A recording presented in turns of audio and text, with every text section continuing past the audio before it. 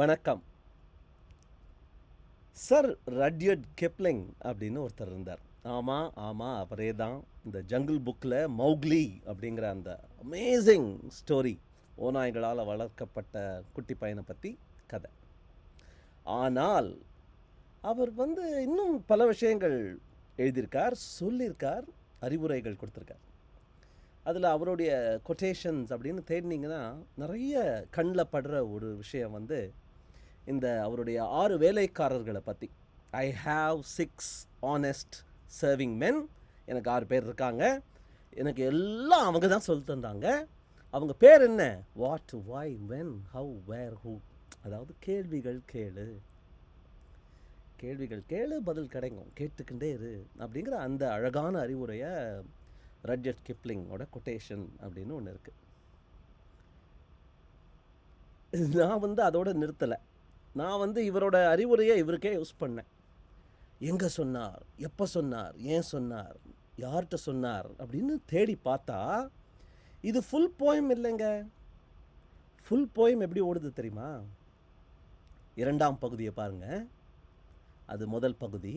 2ஆம் பகுதி I sent them over land and sea. கடல் கடந்து அனுப்புவேன், நாடு கடந்து அனுப்புவேன், ஈஸ்ட்டுக்கு அனுப்புவேன், கிழக்கு பக்கம், மேற்கு பக்கம் எல்லாம் அனுப்புவேன்.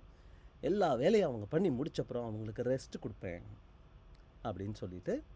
பட் டிஃப்ரெண்ட் ஃபோக், வேறு வேறு மனுஷர்கள், வேறு வேறு மாதிரி அவங்களுடைய வியூ பாயிண்ட்ஸ் இருக்கலாம்.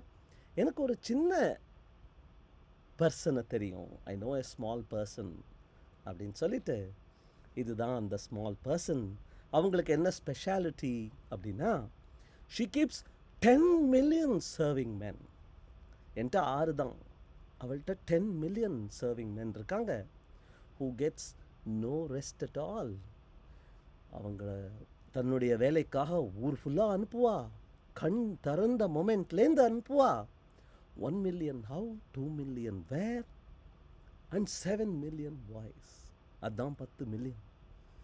எப்படி வந்தது, ஏன் வந்தது, எங்கேருந்து வந்ததுன்னு கேட்டுக்கிட்டே இருப்பா அப்படின்னு அந்த பாட்டு முடியுது.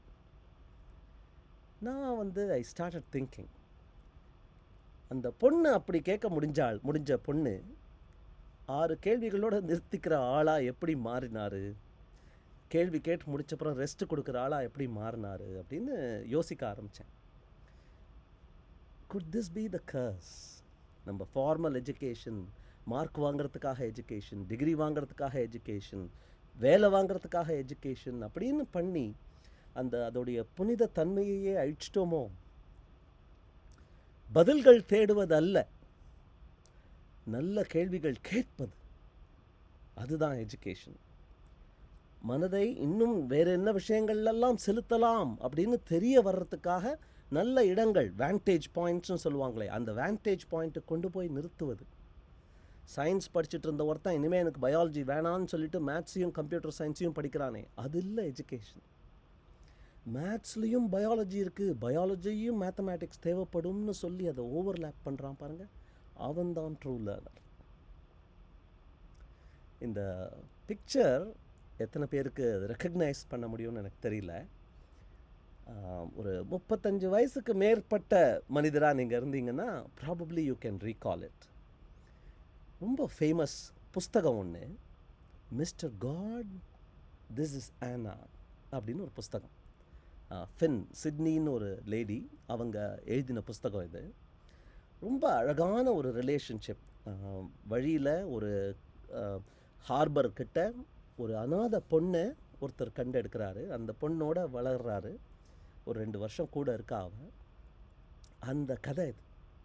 அவள் கேட்குற கேள்விகள், அவளுடைய ஸ்பெஷல் ரிலேஷன்ஷிப் வித் காட், அவள் சொல்கிற ஃபிலாசபிஸ், எதை கேட்டாலும் பதில் வச்சுருக்கா. அவளுடைய வயதுக்கும் அவளுடைய முதிர்ச்சிக்கும் கனெக்ஷனே இல்லாத அளவுக்கு அவளுக்கு ஞானம் இருக்குது. அப்படிங்கிற மாதிரி ஒரு அழகான புஸ்தகம் அது. எவ்வளோ அழகான புஸ்தகம்னா, நான் மட்டும் இன்ஸ்பயர் ஆகலை, எத்தனையோ பெரிய மனுஷர்கள்லாம் இன்ஸ்பயராக இருக்காங்க. எஸ், மிஸ்டர் மணிரத்னமும் இன்ஸ்பயர் ஆகியிருக்கார். அஞ்சலி படத்தோட அந்த poster uses that same exact picture that we see in Mr. God, this is Anna. In the curse of formal education அப்படிங்கிறத பற்றி நிறைய இன்னும் இந்த வருடத்தில் நான் உங்களிடம் பகிர்ந்து கொள்ளலாம் அப்படின்னு இருக்கேன். ஏன்னா நான் ஜோஹோ ஸ்கூல்ஸ் ஆஃப் லேர்னிங் வேறு நடத்திக்கிட்டு இருக்கிறதுனால நிறைய ஸ்டூடெண்ட்ஸை சந்திக்கிறோம். அது சந்திக்கும்போது நிறைய விஷயங்கள் கற்றுக்கிட்டு வராங்க.